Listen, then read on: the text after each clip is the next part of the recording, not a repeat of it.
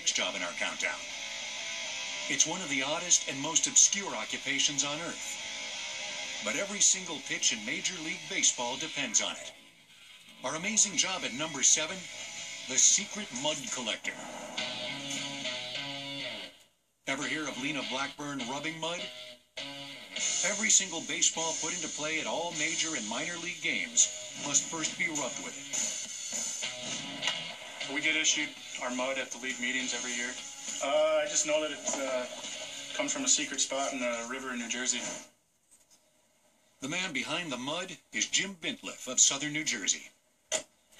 We're off to the secret location to get this year's rubbing mud. Jim's job is the only one in our countdown that's part-time. He works the night shift operating a printing press, leaving his days free to collect the mud pro baseball relies on. In the late 1930s, the umpires were looking for a way to take the gloss off of new baseball, make it easier for the pitcher to grip, give them more control. Lena Blackburn, being a major league player and manager, knew of this mud, gave it to the umpires and found that it was perfect for what they were looking for. Lena was a good friend of my grandfather, so when he passed away, he left the mud to my grandfather, who left it to my father, who left it to me.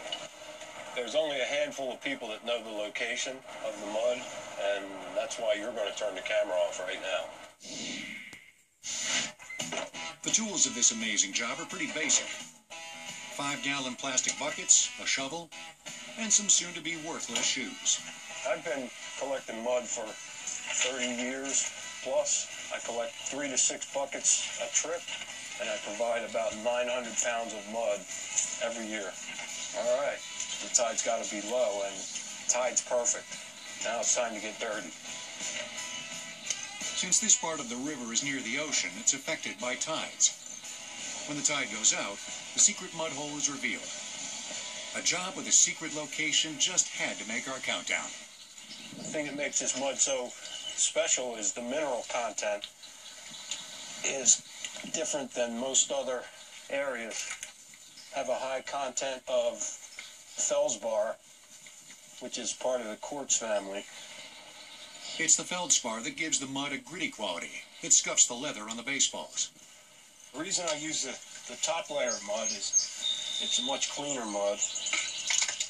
If I go too deep, the mud tends to get dark and it gets a nasty smell. Jim processes the mud in his backyard. Once he has a finished batch, he hand packs it, then prepares it for shipment in his den.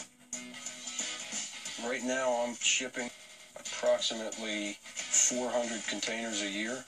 It's a dirty job, but somebody's got to do it. On the next Mountain Man.